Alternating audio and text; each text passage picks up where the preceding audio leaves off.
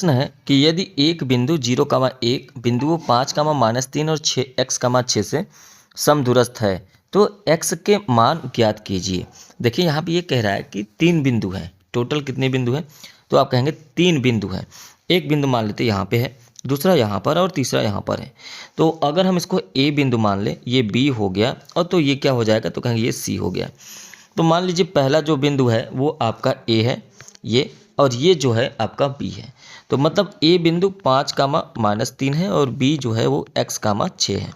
तो कह रहे हैं ये जो बिंदु है c 0,1 ये दोनों से समदूरस्थ है। समदूरस्थ का मतलब समान दूरी पर, मतलब यहाँ से यहाँ तक की जो दूरी है ना, और उसके बाद यहाँ से यहाँ तक की जो दूरी है वो दोनों क्या है? बराबर है।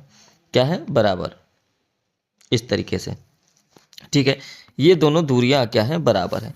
तो इसका मतलब ये हो गया, क्या हो गया कि AC की जो दूरी है वो बराबर हो जाएगी BC की दूरी। ठीक है, बात समझ में आई होगी कि AC की ये जो दूरी है ये बराबर हो गई BC की दूरी के बराबर हो गई।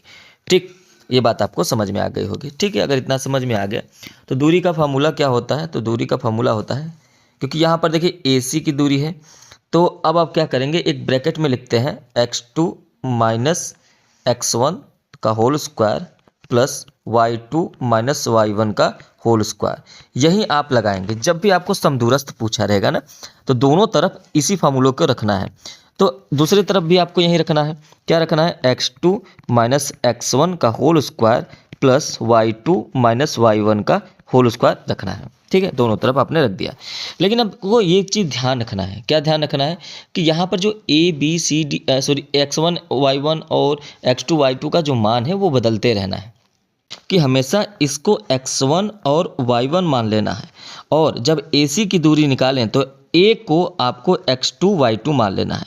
तो ऐसे कंडीशन में हमेशा x1 का जो मान होगा 0 और x2 का जो मान होगा वो 5 हो गया, और दूसरा y1 का जो मान हो गया वो 1 और y2 का जो मान हो गया वो क्या हो गया? -3 हो गया। ठीक है, तो ये बात सही है। तो यहाँ पर हम लोग मान रखेंगे। तो x2 का मान कितना है? 5 है, माइनस x1 का मान कितना है? 0 है, इसका क्या करेंगे? होल स्क्वायर, प्लस y2 का मान कितना है? कहेंगे -3 है, माइनस y1 का मान कितना है? 1 है, तो यहाँ पे 1 रख कर स्क्वायर कर देंगे। ठीक है, अब दूसरा कंडीशन आपका ये है कि BC की दूरी पता करना है। तो BC की दूरी ये है, तो x1 y1 तो अभी भी यही है, तो कहेंगे x1 का मान 0 है, तो लेकिन अब x2 y2 को मान अब ये रखेंगे, तो x2 का मान क्या हो जाएगा? तो कहेंगे x2 बराबर x हो गया। ठीक है, दूसरी चीज़ अगर y1 की बात करें तो अभी भी 1 है, लेकिन y2 का जो मान है वो क्या हो गया? 6 हो गया।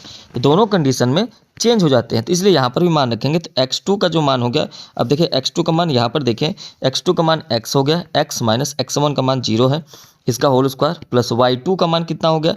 6 माइनस 1 का होल स्क्वायर हो जाएगा। अब इसी को करना है आपको सॉल्व। तो अगर इस तरफ सॉल्व करें तो इधर हो जाएगा 5 का स्क्वायर, क्योंकि 5 में 0 घटाएंगे 0, प्लस इधर माइनस माइनस प्लस होता है, तो 3 1 4, तो -4 का होल स्क्वायर हो जाएगा। बराबर में इधर क्या हो जाएगा? x का स्क्वायर हो जाएगा, प्लस 6 में से गया 5 का स्क्वायर हो जाएगा।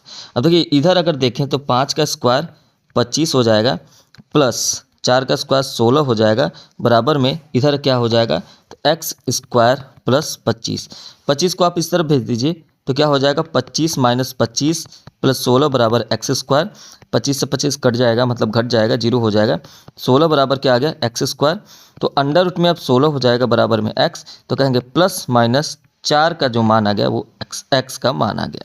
ठीक है, और आपसे प्रश्न में इसी x का मान पूछा है। तो उम्मीद है आपको यह क्वेश्चन समझ में आया होगा।